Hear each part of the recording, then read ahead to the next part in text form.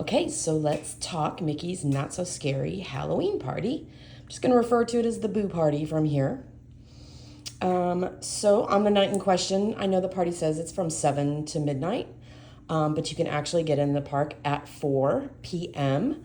I would suggest doing so. That way, when you decide what you actually want to do, you can actually partake in some of those things prior to the party starting. For instance, if there are some rides you want to get in before the party starts, that would be the time to do them because the lines are going to be very, very short. Not a lot of waiting for those from the hours of 4 to 7. Regular guests are supposed to exit the park by 6. So that is the time where everybody starts leaving the park. Everyone else for the party starts coming into the park. And the ride queues are very, very low at this time. We went at 4 o'clock and we went all the way to the back of the park to Big Thunder Mountain and started doing some rides there and then making our way back to the front. When you walk in for the party, though, you're going to walk in through Main Street, and they're actually going to take you through an area which is technically backstage.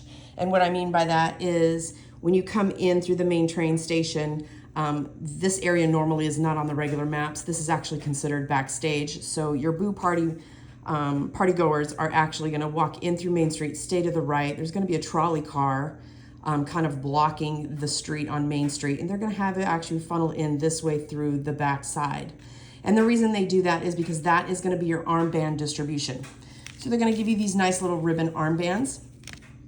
They do cinch up using this piece here. So make sure you watch the little ones because they like to play with those. And if you cinch them up really tight on their wrists, there's no way to uncinch them. They will actually have to be cut. So just be careful with those around the little ones. They're nice, they're ribbon, they're not plastic like in previous years, so they keep the sweating down. They are a different color for every night of the party. I just happened to go on a night when they were black.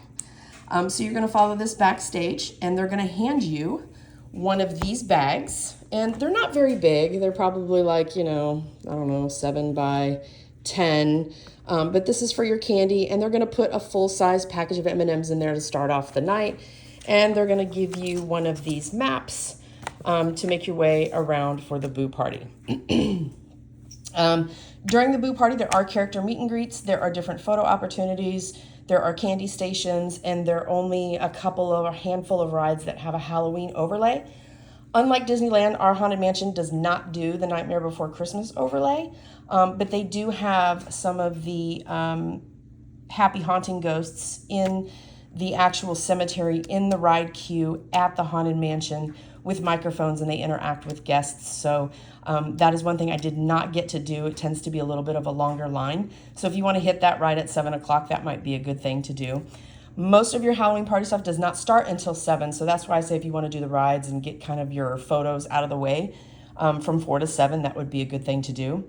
The Halloween treats, the candy stations, and the characters don't actually start until 7 o'clock. So a little bit about the map. This dotted line is your parade route. It is also the route of the Headless Horseman. These little lollipops are the candy distribution stations. Some of them are 2 for 1. So for instance, if you go into, I believe it is Tron. So we'll just say right over here at Tron. When you enter Tron to get candy, they give it to you at the beginning. And then when you exit the line, there's another candy station. They give you another scoop. And it is a full like ice cream scoop. It's not just one piece of candy handing out. It is actually a full scoop. And then you'll exit the line and you'll have to come all the way back around if you want to get back to Tomorrowland. They don't let you backtrack and get back in. Your live shows like Monsters Laugh Floor, the Carousel of Progress, the Tiki Room, those are not operational. They turn into candy stations and they turn into rest areas for parents. So Mike's Laugh Floor is still in operation. They still have people interacting with guests through the screen, but it is a nice area where you can go in, sit down, take a load off for a little bit and take a break. So those lollipops are your candy station. They are also big pillar balloons, so you can't miss those candy stations. These little bats are your character meet and greets all the way around. They hand these out to cast members, but if you want to go ahead and take a snapshot of that, that will tell you all the characters that they have during the Halloween party. A lot of them are the same that they meet during the day, except for Jack Skellington and Sally. That is going to be on Main Street. That is this bat right here. It's in Town Square Theater inside, right by Mickey Mouse. They also, Aladdin and Jasmine usually meet during regular park hours, but also Abu, Jafar, and Genie are meeting in Agrabah, which is over here by the Tiki Room, and the Aladdin ride. Those are specific to the party. Jack Sparrow over by the Jungle Cruise and Pirates of the Caribbean, he is always there during the day. Your Country Bears in Frontierland, they're actually roaming around, so there's not a line to meet and greet with them. And then, of course, we mentioned the ghosts in the graveyard at the Haunted Mansion. And then in Fantasyland, we have Alice, the Mad Hatter, the Queen of Hearts, Tweedledee, and Tweedledum over at the Mad Tea Party over in Fantasyland over here. These do not meet in the Magic Kingdom in regular hours. So those are special to the party. I will tell you, however, Alice does meet over at the UK in Epcot, so you can meet her. And the Queen of Hearts and Tweedledum, so they meet back to back. So when the Queen of Hearts is out, she's out by herself, and then when she goes back to play some croquet, then Tweedledee and Tweedledum come out. So they'll go back and forth. The Ugly Stepsisters, they are roaming around Fantasyland. They usually have a meet and greet during the day at Magic Kingdom over by the castle. So that's not different. Ariel does meet, but she meets in her tail at the grotto. But during the party, she meets with Eric, and she is in her full ball gown. Belle meets over by her Enchanted Tales. I'm not quite sure exactly what she's wearing, but she does meet in Enchanted Tales during the day at Magic Kingdom, also at Epcot in France. Donald Duck, Minnie Mouse, Daisy over at Dumbo, they typically meet during the day at Pete's Silly Sideshow, so that's not any different, as well as Goofy. Of course, all these characters are in special character uniforms, or costumes rather, so they are dressed differently for their meet and greets during the party. Winnie the Pooh, Tigger, they meet over at the Winnie the Pooh ride. However, in order to meet Eeyore and Piglet, you actually have to eat at the Crystal Palace. That is a dining character experience, so that's the only place where you'll see Eeyore and Piglet. And then, of course, Stitch. Stitch does meet during the day. In this case, he is in his Elvis costume, and he meets in an old ride that is called the Stitch's Great Escape. It's no longer functioning, but that is where he actually meets over in Tomorrowland across from Monsters, Inc. La Flor. He's in this little building here. And then the Seven Dwarves Mine Train, the Seven Dwarves, they meet inside Pete's Silly Sideshow, which is where your Fab Five meet during the day.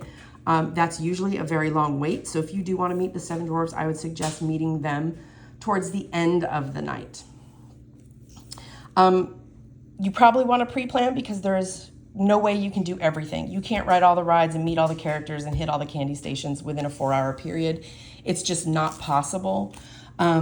Most of your characters do autographs, except for Jack and Sally and the dwarves. They have these little cards that they give you if you happen to go in and meet them. Otherwise, you'd be there till Christmas 2024 if everybody signed for those. So it's best to go in with a game plan. I suggest not missing the Boo to You parade. It's twice a night. It's at 9:15 and 11:15. And then, of course, they only do fireworks, the not-so-scary spectacular fireworks show above Cinderella's castle at 10:15. I would check the times. Sometimes they change just because it gets dark quicker.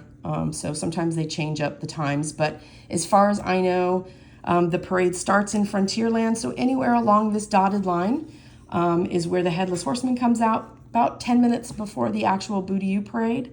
That's twice a night. And then the parade will also follow that line. And then anywhere along the hub and down Main Street, you'll be able to see the fireworks. Even if you go over here into Fantasyland, anywhere in this area, you're still going to see the fireworks show because technically they're shot off back here.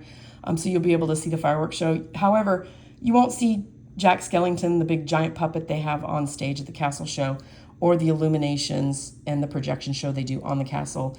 If you're over here in Fantasyland, you actually have to watch it from right here. They also have the Cadaver Dan's Barbershop Quartet, which is kind of nice if you're over in Frontierland, over by the Country Bear Jamboree. They're up on a balcony and they sing, so it's kind of nice to walk by and just kind of see that. The other show that they have is the Hocus Pocus Villain Spectacular. And if you can see here, it'll say October and November dates, they do it at 7:40, 8:35, 10:45, and 12 a.m. So it's a celebration of Disney's villains, and it's put on by the Sanderson sisters from Hocus Pocus. If you've seen it, great. I've never seen Hocus Pocus, so I did not watch that show. I hear it's okay. It's pretty good. So if you time it correctly, you can actually watch the 8:35 show on the stage for the Sanderson sisters. Then you can actually go right into the Boo to You parade, right into the fireworks, and then you're done for the shows. And if you want to go back and do candy, great. If you want to meet some of the characters, that's great too. But you can't do everything. Some of the overlays that they do, like I mentioned, the Haunted Mansion, they put the ghosts in there. The Carousel Progress, they do something different in there. I don't know what it is. Space Mountain, they call it an overlay, but really what they do, they just turn all the lights out and it's pitch black in there and you can't see anything. It's completely dark. But that's pretty much all they do for Halloween overlays. Christmas is a little different. They do a little bit more. Most of the rides are operating except for the shows, like I mentioned before. These little picture frames, these are photo spots that they're just like little photo areas that you can take with your own personal devices if you want to do that. So if you hit every single candy station, this bag is not big enough. I came home with about almost 15 pounds of candy because I did hit every candy station there was. So I filled up myself just 4 of these. My husband filled up 4 of these as well. So what we did was we took an extra drawstring backpack. And once we filled up our bag, we just took everything inside the bag and put it in our backpack and then let them fill up the bags again. So you're more than welcome to take in your own little pumpkin or your own little bag to have them fill up your candy if you want. But they will give these to you as soon as you walk in. Other than that, all the characters are out until I think their last sets are like 11:45 is the last time that they come out. Jack and Sally stay a little bit longer, and the Seven Dwarfs I think go till midnight. But the most of them are their first sets are 7 o'clock, and they go till about 11:30. As long as you're in line for the Dwarves and Jack Skellington by 11 o'clock, you should be able to meet and greet with them. Jack and Sally can get very long. I did notice the last time I was there working the party, and I'm going to check it out again tonight when I go in, because I work the teacups with the Mad Hatter tonight, is that Jack and Sally, they've changed the way they do the line queue now. So I think they have a different way of meeting guests. So it probably goes a little faster, but I'm going to check that out tonight and see exactly what's going on. There are a lot of Halloween treats that you can do at different areas around the park. This map will also be in your bag for the Boo to You party. So you will get one of these inside the little bag there. And there is specific merchandise that they do in 2 places, the Emporium being one.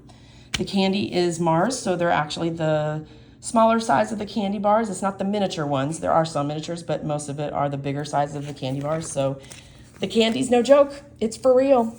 So 7 to midnight, but you can go in at 4. As long as you have your armband, they'll want you to show it as you walk around. But other than that, that is how we get around the Boo to You parade. So make a plan, decide what you want to do. If you want to do half candy, half characters, do some rides.